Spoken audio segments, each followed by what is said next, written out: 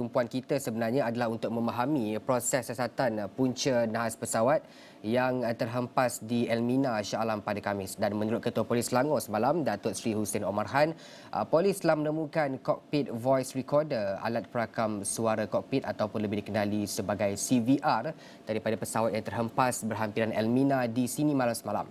Dan difahamkan ia telah ditemukan oleh pasukan bahagian siasatan kemalangan udara dan telah dibawa balik ke Makmal untuk dianalisis. Dan bagi memberi penerangan lebih lanjut berkenaan penemuan CVR ini, saya bersama dengan Datuk Seri Azharuddin Abdul Rahman yang merupakan bekas Ketua Pengarah Jabatan Penerbangan Awam DCA. Assalamualaikum dan selamat pagi, Datuk. Salam, apa khabar? Baik, Datuk, melihat kepada penemuan CVR ini terutamanya, Datuk bantu kami dan bantu saya untuk faham bagaimana proses siasatan punca nahas itu boleh dilakukan menerusi penemuan CVR ini, Datuk. Okay, terima kasih kerana menjemput saya ke tangan ini. Perlu diberitahu bahawa siasatan kemalangan udara di Malaysia ini adalah di bawah kelolaan Biro Siasatan Udara, Biro Siasatan Kemalangan Udara (BSKU) di bawah Kementerian Angkutan. Dan kalau ada apa-apa pesawat yang menimpa kemalangan, Biro Siasatan inilah yang akan menjalani siasatan, iaitu untuk mengetahui apa sebenarnya berlaku, apa sebenarnya terjadi kemalangan tersebut, dan segala bukti-bukti, bahan bukti yang didapati di tempat kemalangan dan juga di siaran-siaran dashcam, rakaman dashcam amat guna kepada mereka. Dan alhamdulillah cockpit voice recorder telah dijumpai, dan cockpit voice recorder ini akan dihantar ke Makmal. Mereka BSKU ada Makmal mereka sendiri untuk dimuat turun, download apa yang ada dalam chip CVR tersebut untuk mendengar perbualan atau apa-apa pun kedengaran, apa-apa pun bunyi-bunyi yang didapati sebelum naas tersebut berlaku. Ya. Dan Datuk, mungkin secara kasarnya, mungkin orang awam juga menanti-nantikan tentang persoalan ini. Berapa lama tempoh siasatan dan analisis CVR tersebut boleh berlangsung, Datuk? Bila kita boleh menjangkakan untuk mendapatkan mungkin keputusan siasatannya, Datuk? Ini banyak terpulang kepada keadaan. Adakah chip tersebut, CVR tersebut masih lagi dapat berfungsi, satu. Dan selalunya boleh dimuat turunlah, kerana cara CVR ni dibuat boleh menahan banyak, boleh kalau dalam air pun kalau dapati dengan cepat mungkin boleh dimuat turunkan, boleh dianalisakan. Ini pula dapat di darat ya semalam ya. Dan walaupun kebakaran berlaku, insyaAllah apa yang dapati dalam CVR tersebut boleh menahan api. Chip tersebut masih lagi boleh dibuat turun, insyaAllah. Dan ini tidak bolehlah kita katakan bahawa dalam seminggu, 2 ataupun 2-3 hari. Tengok keadaan. Tengok masihkah ada atau tak ada kerosakan pada CVR tersebut dan juga chip tersebut. Jadi tak bolehlah dikatakan, harap secepat mungkinlah. Okey, Datuk, saya ingin membawa perbincangan kita ini dalam satu analisis yang lebih mendalam juga. Kalau kita teliti kronologi nahas pesawat ini, pada jam 2.47 petang pesawat tersebut meminta izin untuk mendarat, dan jam 2.48 petang mendapat clearance daripada Menara Kawalan untuk mendarat pada jam 2.51 petang. Menara Kawalan melaporkan terlihat kepulan asap pula.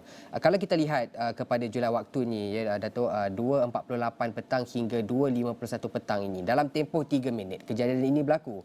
Bahkan tiada sebarang media atau panggilan kecemasan dibuat oleh pesawat tersebut. Mungkin dari sini timbul persoalan, apa mungkin kebarangkalian senario yang boleh Datuk kongsikan? Apa mungkin faktor-faktor yang menyebabkan nahas pesawat ini, Datuk? Inilah yang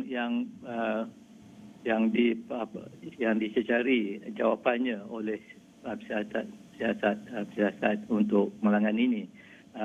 Kita tahu bahawa 2 minit sebelum pendaratan kepulangan ini berlaku, dan cuaca pada semalam amatlah baik, sangatlah baik, dan pada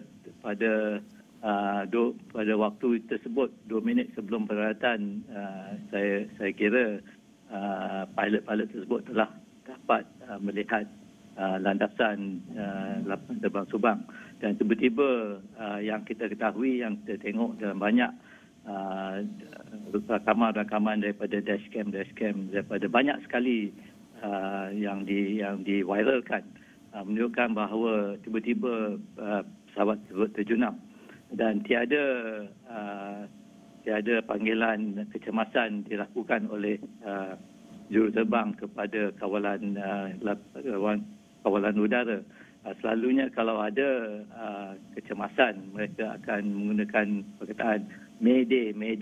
Maknanya mereka ada mengalami masalah teknikal, kerosakan pada pesawat tersebut.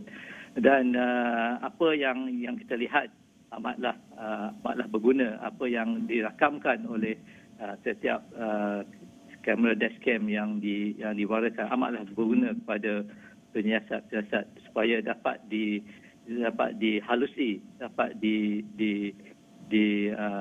dianalisakan lebih terperinci lagi apa sebenarnya berlaku pada pesawat tersebut.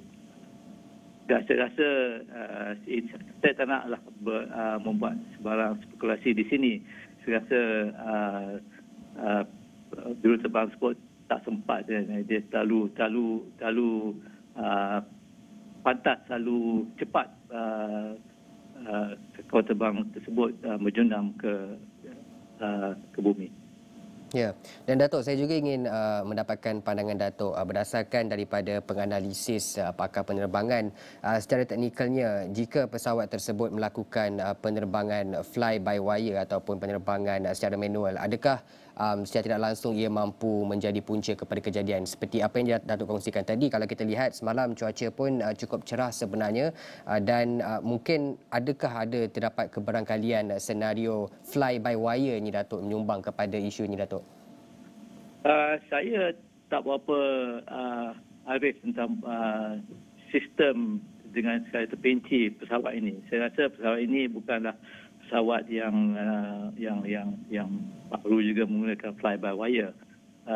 Ini banyakkannya pesawat yang sedemikian adalah digunakan sebagai bukannya manual, ya, tapi di assist oleh hydraulic sistemnya, ada juga electrical sistemnya, dan bukannya manual secara apa yang kita tahu, takrif manual tu yang sebenarnya. Dia oleh kerana pesawat sekarang tersebut kelajuannya amat laju dan boleh terbang paras 40,000 kaki ke tingginya. Dan dia punya range pun dalam 2,500 kilometer.